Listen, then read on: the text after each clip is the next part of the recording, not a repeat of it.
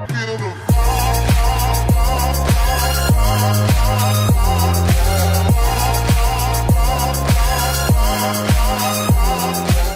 doy la bienvenida a la plataforma virtual LATAMU Training Center.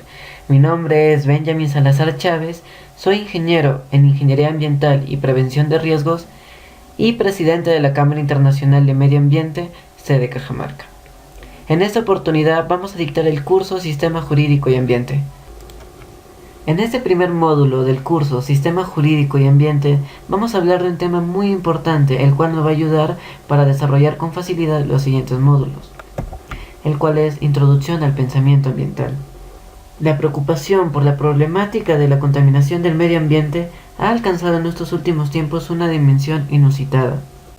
Para comprenderlo adecuadamente y analizar la influencia del hombre sobre el mismo, es absolutamente necesario examinar con anterioridad las características que lo definen. Primero necesitamos definir qué es ambiente y equilibrio ecológico.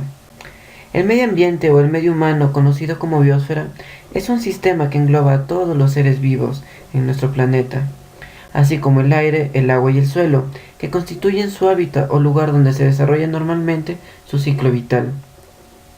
Podríamos resumir el funcionamiento de la biosfera como un ciclo como el que se refleja en la siguiente figura, en donde vemos un sistema de relaciones en donde se reciclan todos aquellos productos de la biosfera. Tienen una gran unidad y mantienen el llamado equilibrio ecológico sobre la Tierra. Como podemos observar, las plantas a través de la fotosíntesis crean la materia nutritiva. Entonces los animales consumen estas plantas y materia nutritiva, y de los cuales generan unos residuos. Y esos residuos pueden ser gaseosos, líquidos o sólidos. Van a regresar a la atmósfera si son gaseosos, y los líquidos y sólidos van a regresar a la hidrosfera y suelo. Y otros residuos, con ayuda de los microorganismos, van a hacerse más pequeños a materia inerte, los cuales de nuevo van a servir como nutrientes para las plantas. Y como ven, todo esto es un ciclo en lo cual la materia se recicla en su totalidad y el planeta genera un equilibrio. Es como un sistema perfecto. Entonces, para hablar sobre contaminación ambiental, acá tenemos un pequeño concepto, que la contaminación ambiental es la presencia de sustancias nocivas para los seres vivos, que irrumpen en la composición de los elementos naturales, como el agua, el suelo y el aire. Y tenemos varias clases de contaminación. Existe contaminación atmosférica, hídrica, del suelo, sonora y visual, entre otras. ¿Por qué la acción humana ha alterado el equilibrio existente en la naturaleza? Bueno, a lo largo de la historia de la humanidad, la acción del hombre ha pasado por diversas etapas y ha ido introduciendo alteraciones cada vez más notorias en este equilibrio ecológico. Desde una perspectiva correspondiente a las sociedades que más han evolucionado desde el punto de vista de la ciencia y la tecnología, podríamos resumir de forma breve y muy simplificada dichas alteraciones de la siguiente manera. En la primera etapa he considerado la época del nomadismo, en donde el ser humano es recolector y cazador, no modifica el equilibrio ecológico, al comportarse como un animal más, un animal depredador más. En la segunda etapa que hemos considerado es la etapa del hombre sedentario, en donde aquí el hombre comienza ya a realizar actividades de pastoreo y agricultor, y las mayores alteraciones que se dan por quema de bosques. La siguiente etapa que hemos considerado es la etapa de feudalismo. En esta etapa comienza el incremento de consumo de energía, esencialmente renovable. Aquí hablamos de la biomasa y también de los recursos naturales. Como podemos ver en las imágenes, comienzan a crear armas, también joyas y diversos tipos de materiales ya a partir de minerales. Comenzaron a modificar más el medio ambiente. Las guerras y la formación de los aún poco numerosos grandes núcleos de población generaron un nuevo concepto de contaminación, que es la contaminación localizada. Esta contaminación se refiere como ya hay unos núcleos de población, estos de acá generan impactos al medio ambiente y son impactos ya localizados justamente por estos centros de población. Y a esto llamamos una contaminación ya localizada. La siguiente etapa es la revolución industrial a partir del siglo XVIII. Esta etapa es muy importante, ¿por qué? Porque aquí comienzan a darse ya impactos mucho más significativos del hombre hacia el ambiente. Como podemos ver en las imágenes, aquí nacen ya las industrias, las grandes industrias. Se comienzan a desarrollar ya tecnologías más modernas. Y como vemos en las imágenes, la creación de vehículos, ya existían ferrocarriles. ¿Todo esto qué generaba? Bueno, las características de esta etapa son las siguientes. La actitud ante la naturaleza es de superioridad y dominio. Despierta la fe del hombre en la ciencia y la técnica. Se considera la contaminación como un mal necesario para el progreso. Esto de acá es muy importante porque ellos pensaban que el progreso va de la mano de la contaminación y aún más que es necesario para un desarrollo, para un progreso. Comienza también la transformación de la población rural en urbano. ¿Esto qué comenzó a generar? Ya no solamente una contaminación o una alteración del ambiente local, sino ya pasa de ser local a regional, a un mayor espacio con muchas más alteraciones. Y también se comienza a utilizar de forma masiva las energías no renovables. ¿Cuáles son estas? Los combustibles fósiles. Se genera una espiral de explotación de recursos. ¿Por qué? Porque mientras más demanda de tecnologías y desarrollo de estas, se demandaban más recursos. Y el modelo cultural que se instaura está dominado por lo urbano. ¿Esto qué significa? Que el modelo cultural era de consumismo, de que había progreso pero era necesario la contaminación, era un mal necesario. Ahora llegamos a la etapa de la situación actual, de nuestra situación actual. Las características de nuestra situación actual es que la contaminación ya no solamente es localizada ni regional, ahora ha aumentado una contaminación global, ya que han aumentado drásticamente los impactos sobre el medio ambiente. Como vemos en las imágenes, existe contaminación en los océanos, hablamos de nuevos conceptos como es el calentamiento global, las industrias siguen contaminando y también hay problemas con los residuos sólidos, que es la basura. Y todo esto a partir porque hay una gran demanda de nuevas tecnologías. Se introducen en el ambiente sustancias nuevas, no naturales. Estas hablamos de sustancias tóxicas. Se presentan problemas de contaminación de carácter global, afectando a todo el planeta, como es el efecto invernadero, la destrucción de la capa de ozono estratosférica, la contaminación marina, entre otros.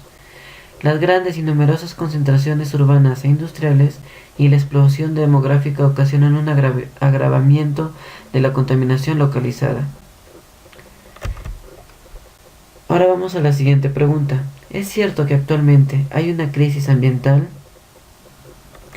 Bueno, como hemos ido viendo en esta evolución del comportamiento de una parte de la humanidad, nos ha llevado a desembocar en una auténtica crisis ambiental o ecológica de características muy especiales.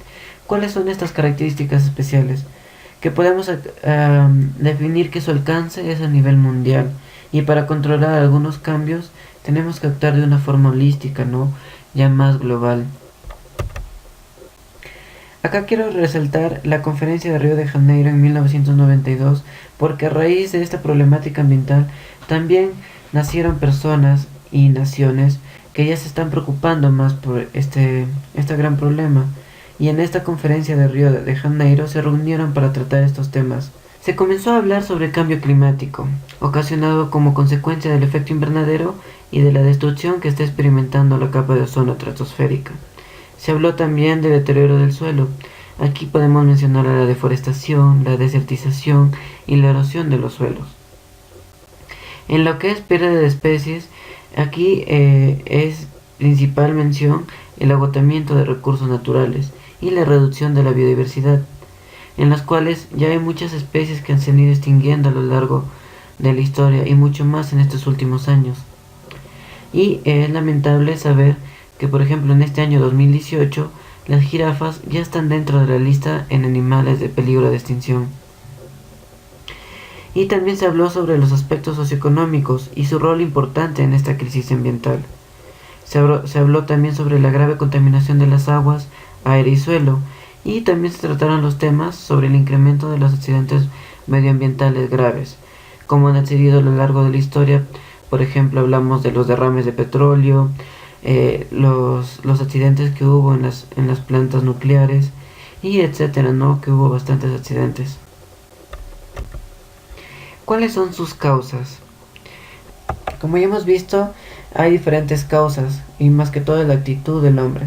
Ahora vamos a hablar de la primera, que es el grado y tipo de desarrollo de la sociedad. Como ya hemos visto, en la época de la Revolución Industrial se instauró un tipo de cultura en donde se decía que no había desarrollo sin contaminación.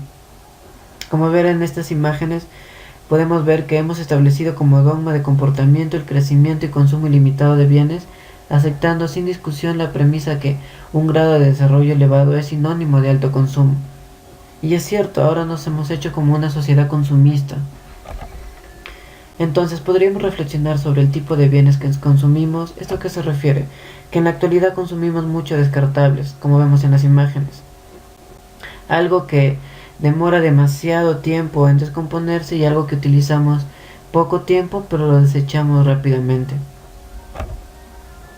También hablamos del problema de las concentraciones urbanas e industriales. Ahora las industrias se han modernizado y existen grandes urbes, ¿no? Y ahí en la imagen he puesto esa imagen para representar a las grandes naciones, donde están las banderas de las principales potencias mundiales, ¿no? Podemos decir entonces que el fenómeno del crecimiento urbano es un hecho innegable en nuestros días, y este crecimiento ha originado un incremento de los problemas ambientales, derivados de las necesidades de establecer formas de vida acordes con el mismo. En este caso podemos mencionar al aumento del transporte ligado al desplazamiento hasta el lugar de trabajo de las personas en las grandes ciudades.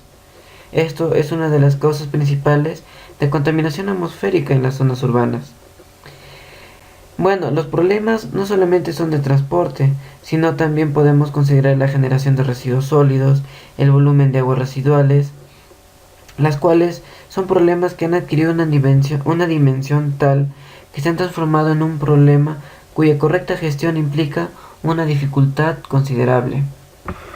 Otra de las causas son las exigencias del avance tecnológico, ya que las necesidades ligadas al avance tecnológico hacen preciso un avance continuo en diversos campos, fundamentalmente en materiales, ya que se necesita gran cantidad de materiales para generar estas nuevas tecnologías.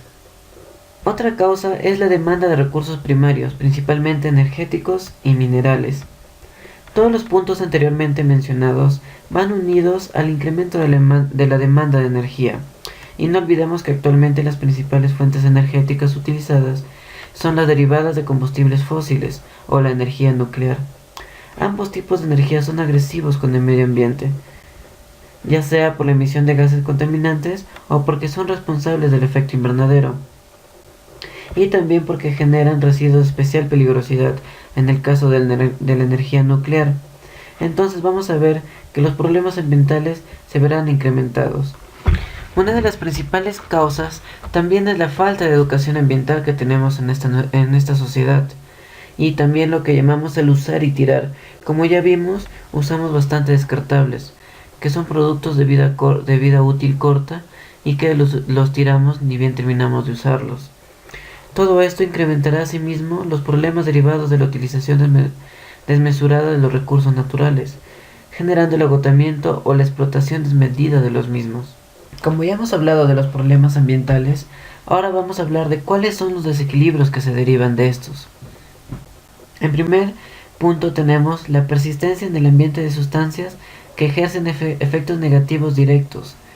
Estos elementos pueden ser radiactivos o también pueden ser sustancias de diversa naturaleza de carácter tóxico, y en muchas ocasiones son bioacumulativos.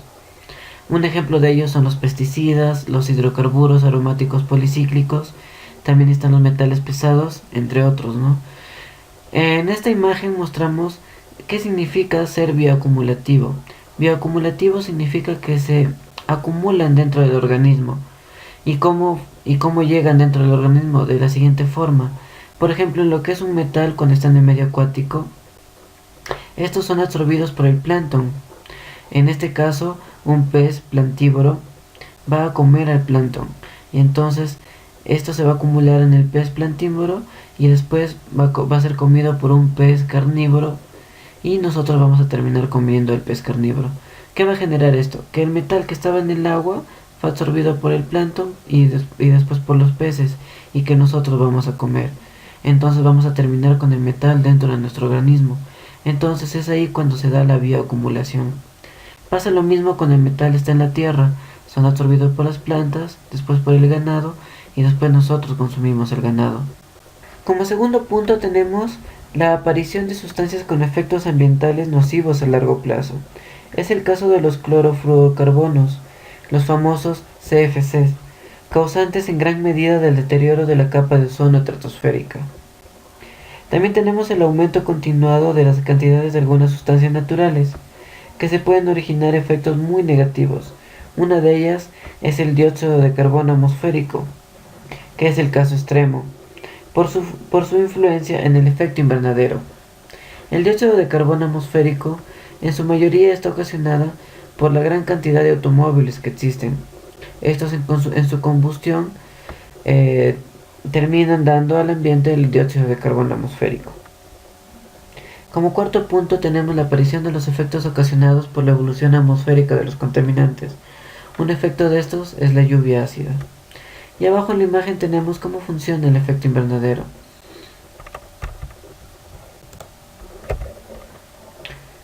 Ahora, los problemas ambientales son localizados o se extienden de unas a otras esferas de la biosfera y de unas a otras zonas del planeta. Es preciso resaltar que un problema originado en cualquiera de las esferas constituyentes del hábitat del hombre puede extenderse a las demás. Por ello, los problemas asociados al medio ambiente deben abordarse de una perspectiva global. Entonces sí es cierto que no son solo localizados, sino se extienden a través del planeta. En este gráfico tenemos la difusión de los contaminantes. Como vemos, el contaminante puro es vertido y de acuerdo a su naturaleza se puede ir a la atmósfera, a la hidrosfera o también a las fases sólidas como es el suelo, ¿no? Y a los seres vivos. Y esas constantes que ven es la velocidad con la cual esta va a ser absorbida. ¿Cómo deben abordarse los problemas ambientales? Los problemas ambientales deben abordarse de una manera en la cual se puedan controlar. Una de las formas es aplicar la estrategia de prevención de la contaminación, ya sea tanto a nivel social como a nivel industrial. Se tiene que aplicar también la química verde, que persigue evitar la generación de productos o subproductos tóxicos.